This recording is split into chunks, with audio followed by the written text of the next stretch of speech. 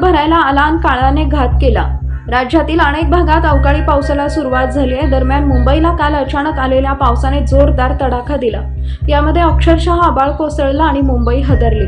त्यात वादळी वाऱ्यामुळे घाटकोपरमध्ये होर्डिंग कोसळल्याने घडलेल्या भीषण दुर्घटनेत आतापर्यंत 14 जणांचा मृत्यू झालाय, तर 74 लोकांना वाचवण्यात यश आलंय। त्यात ओळख पटलेल्या मृतांमध्ये एका 24 वर्षीय तरुणाचा करुण अंत झाला।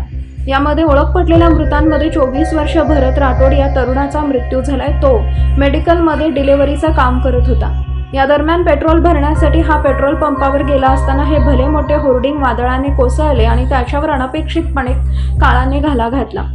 तो घाटकोपर पश्चिम गोळीबार रोड परिसरातील रहिवासी आहे। त्याच्या घरची आर्थिक परिस्थिती अत्यंत हलाखीची आहे।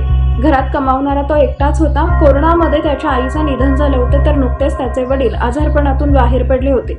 मात्र या दुर्घटनेमध्ये त्याच्या कुटुंबावर मोठे संकट ओढवले। त्याचा एकमेव आधार या कुटुंबाने गमावलाय।